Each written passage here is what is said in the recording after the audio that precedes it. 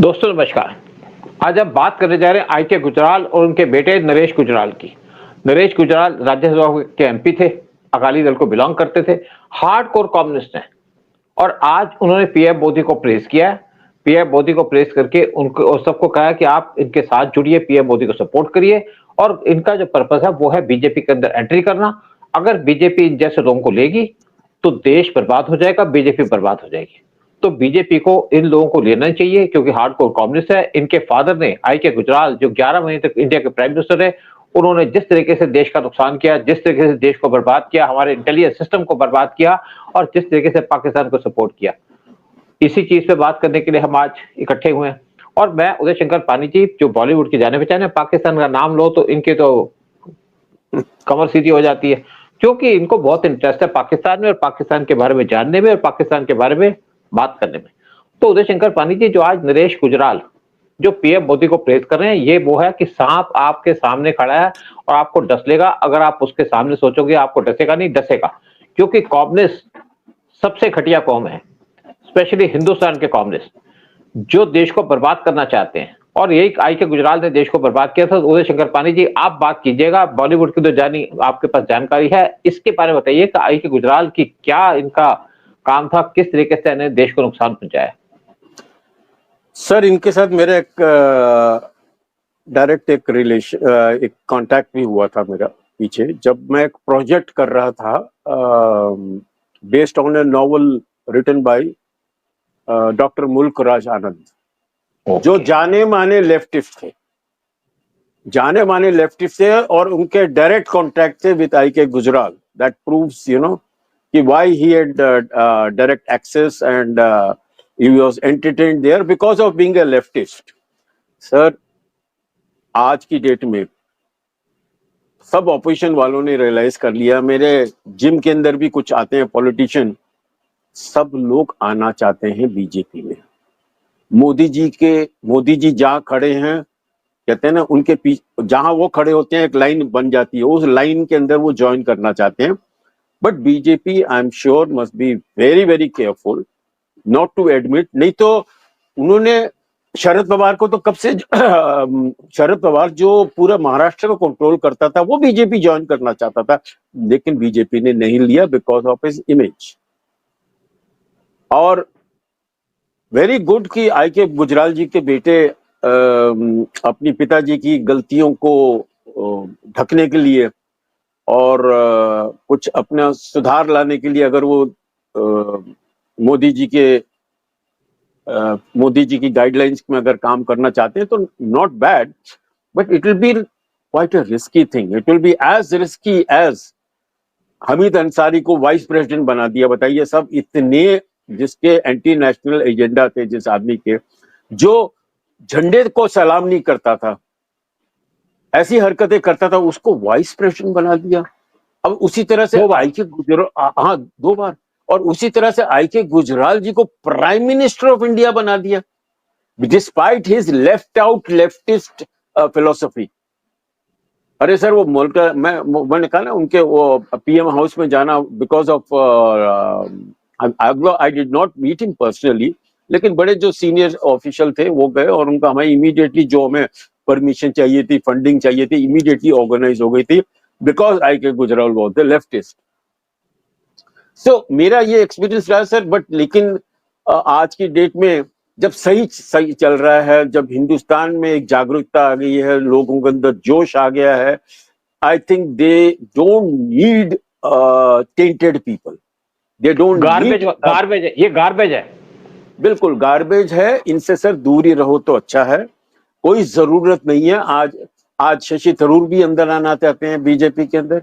आज जितने भी नेशनल लीडर हमारे उनके ऑपोजिशन में बैठे हुए, उनकी लाइन लगी हुई है सर, आना चाहते हैं बीजेपी के साथ। और मैंने शिवसेना वाले, उनको पता है भैया अगले इलेक्शन में तो उनकी डिपॉजिट भी मैंने जो पुरानी शिवसेना, वो जो उद्धव वाली, उनको तो पता है कि भाई अगली इलेक्शन के अंदर उनकी डिपॉजिट भी जाने वाली है, उनको वोट क्या मिलेंगे जाकर। So people are there, they want to come and but they should be careful, and we cannot depend on these people with tainted past. देखिए, अब हम बात तो कर रहे हैं नरेश गुजराल की, क्योंकि वो आई के गुजराल के बेटे हैं। मैं आई के गुजराल की आपको थोड़ी सी हिस्ट्री बता दूं।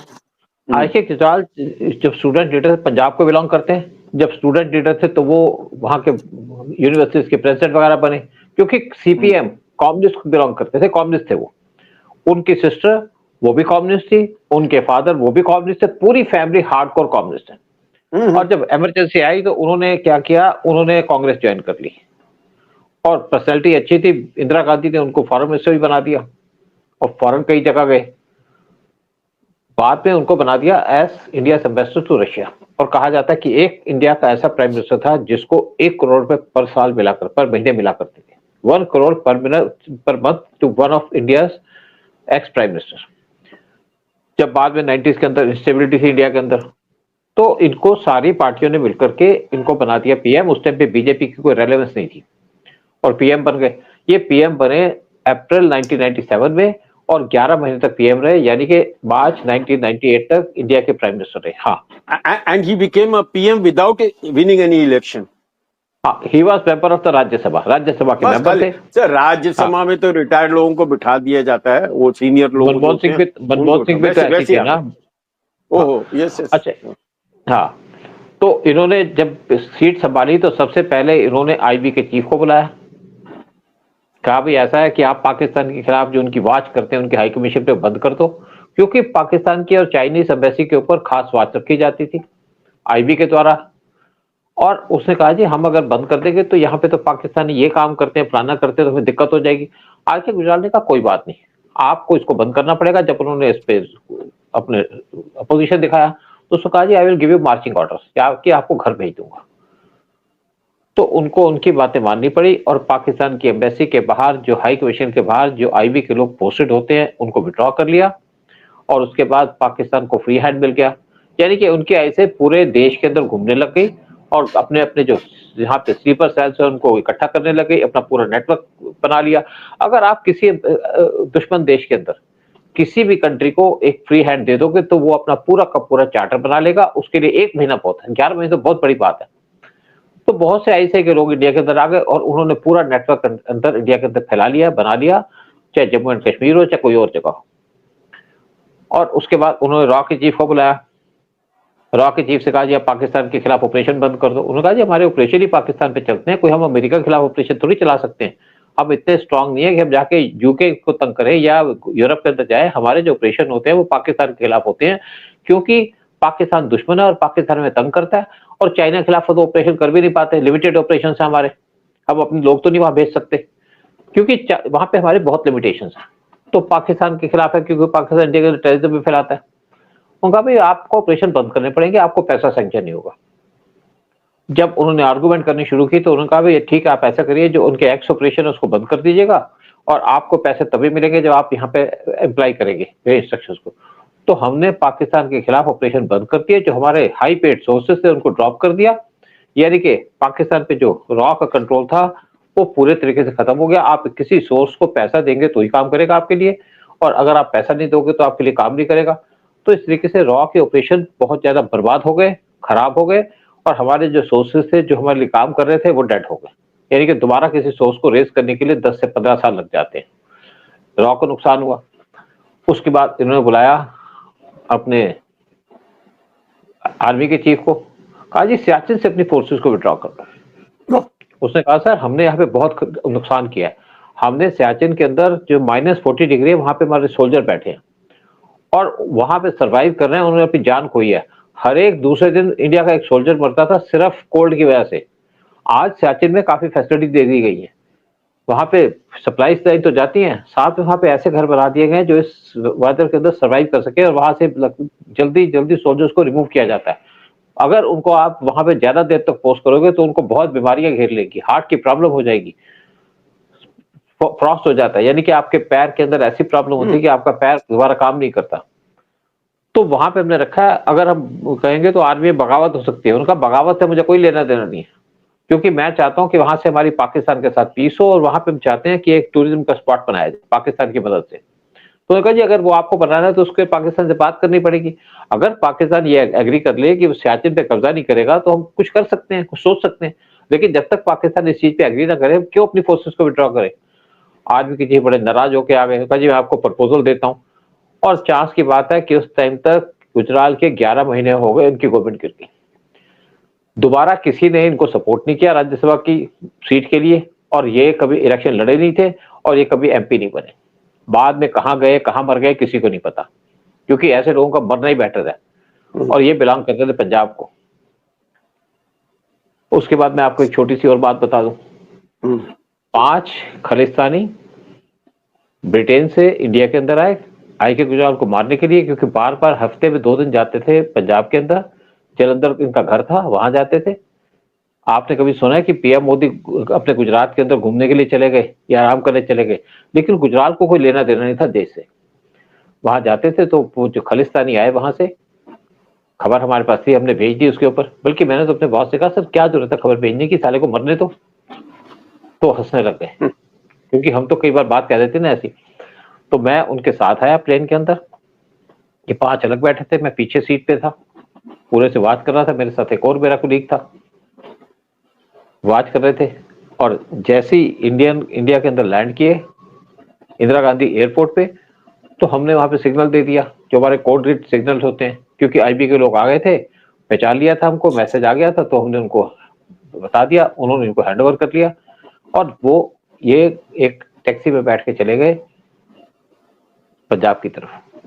और वो जो टैक्सी थी वो आईबी की टैक्सी थी, यानी कि आईबी ने हायर की थी, उन्हीं को ट्रैप करके, उसी को पकड़कर, ड्राइवर भी उनका था, ड्राइवर को पकड़ा हुआ था, और वहां जाकर के चले गए पंजाब के जलंधर के अंदर। गुजरात एक वहां पे जाकर के एक आपका क्या कहते हैं, एक गुरुद्वारे में बैठ गए, ये बैठ गए, तो तब भी आईबी वाले इनको वाच कर रहे थे, पूरी फोर्स थी उनकी वहां पे। और आप इमेजिन नहीं करेंगे, अगर आपको इंटेलिजेंस के लोग वाच कर रहे हैं तो आपको पता भी नहीं चलेगा कि कैसे आपको वाच किया जा रहा है। तो ये घूम रहे थे, वहां कोई गुड़ मंडी जगह है, वहां पे भी घूम रहे थे, कई और जगह भाग गए थे, पिक्चर भी देखने चले गए, तो पिक्चर के अंदर भी इनको पूरा फॉलो किया जा रहा था, इनकी बातें सुनी जा रही थी। फिर इनको खबर मिली कि यहाँ पे आर्म्स पहुंच गए, कि गुरुद्वारे में कल यहाँ पे आर्म्स आएंगे।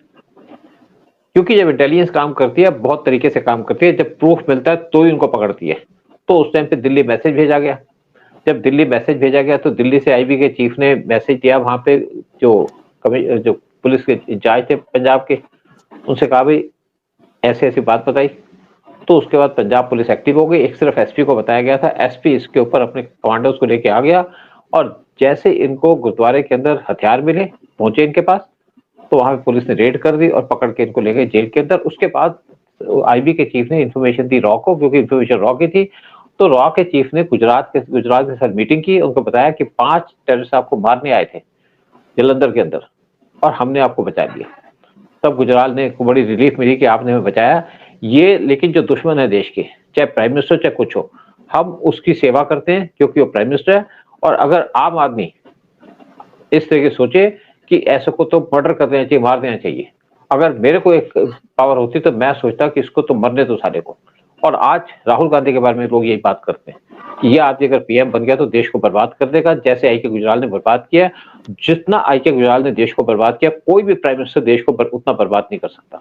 हाँ सर, ये खालिस्तानियों से और ये हमारे एंटी नेशनल जिहादी जो हैं, उनसे कहीं ज्यादा खतरनाक, most harmful to the nation are this leftist. बहुत डेंजरस है सर ये। इनका कुछ सोचने का ढंग कुछ अजीब सा है कि देश को किस तरह से डिसमेंटल करना है, बर्बाद करना है जाके, इनको सर सुधारा नहीं जा सकता। और मेरे ख्याल से देश हित में यही है कि इनसे जितना दूर रहें उतना बेटर है, क्योंकि ये इनके डीएनए में घुस चुका है सर। ये it is easy to rectify Khalistani and even a jihadi, but a leftist is a leftist for his next 7 lives. उदय, आप तो बॉलीवुड के अंदर रहे हैं, आपने तो देखा है लेफ्टिस्ट और इस्लामिस्ट ये मिलके एक एजेंडा बनाते हैं देश के खिलाफ। मतलब दोनों का एजेंडा सेम है, देश को बर्बाद करना। बिल्कुल। चाहे पाकिस्तान की मदद करें, चाहे चाइना की मदद करें, चाहे किसी देश के दुश्मन की मदद करें, यही काम है इस्लामिस्ट का और यही काम है आपके कम्युनिस्टों का। और आपको बता दूं कि जब 1960 का वार हुआ था तो उस टाइम पे जो इंडिया का डिफेंस मिनिस्टर था वो एक लेफ्टिस्ट था, और उसने अपनी आर्मी को सपोर्ट नहीं किया। जहां पे हमारे आर्म्स बनते थे वहां पे उसने खिलौने बनाने शुरू कर दिए।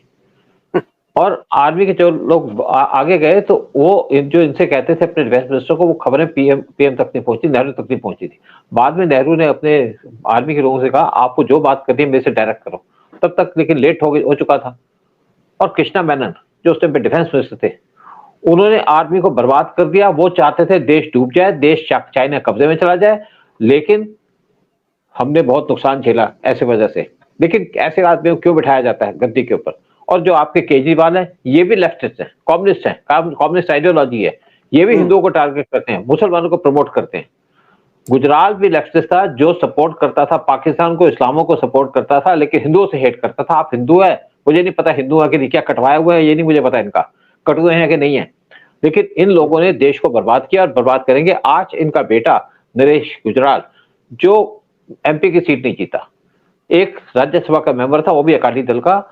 और देखिए मैं आपको दूसरी बता दूं, एक और बात यहाँ पे बतानी जरूरी है कि इस टाइम पे बीजेपी को पंजाब के अंदर कुछ लोगों की जरूरत है जो उनकी पार्टी को स्ट्रेंथन कर पाए, लेकिन जरूरत किसी हिंदू लीडर की नहीं है, मेनली जरूरत है सिख लीडर की।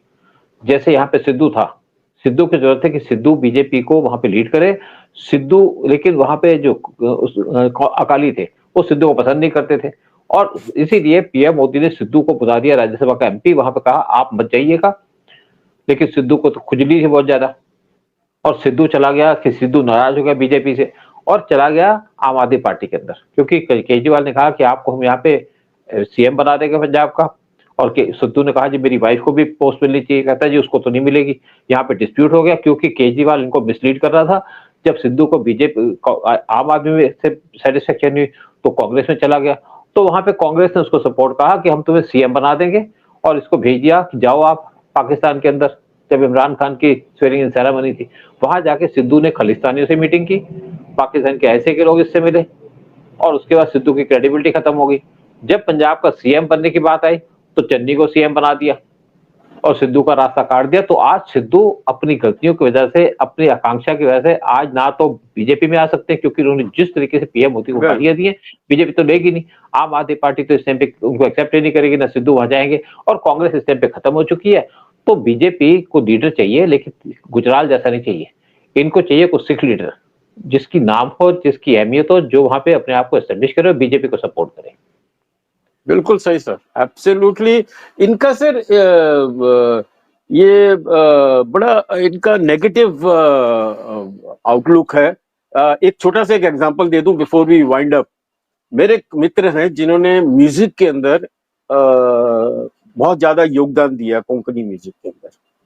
तो मैंने कहा यार देखो तुमने इतना योगदान किया, मैं तो तुम्हें कई सालों से देख रहा हूं जाके, you deserve a Padmashri, you know you deserve a Padmashri for your contribution. कहता है अगर बीजेपी गवर्नमेंट है तो मेरे को नहीं चाहिए Padmashri. No, that is the kind of mindset, not because of his music.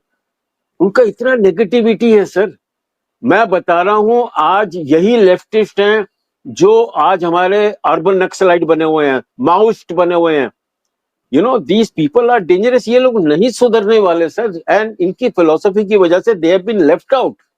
We don't need them, India doesn't need them. India has got a lot of good powers. और मेरे ख्याल से पंजाब का अगर लीडरशिप की कोई प्रॉब्लम है, I think that will be solved, and I am quite sure there are some good leaders, but let us not indulge with these left out leftists. बिल्कुल ठीक है, राइट सर। चलो ठीक है, बहुत बहुत शुक्रिया आपका। और मुझे लगता है कि लोगों को पसंद आएगा वीडियो, और अगर आपको पसंद आए तो इस जो चैनल को सब्सक्राइब कीजिएगा, वीडियो को शेयर कीजिएगा। आपके सपोर्ट से हम इसको चैनल को और ज्यादा इंप्रूव कर सकेंगे, अच्छी अच्छी वीडियो बना पाएंगे, आपको नेशनल और इंटरनेशनल अफेयर्स की नॉलेज दे पाएंगे, स्पेशल नॉलेज दे पाएंगे जो किसी के पास नहीं होगी। जय हिंद, जय भारत। जय हिंद सर, जय भारत सर।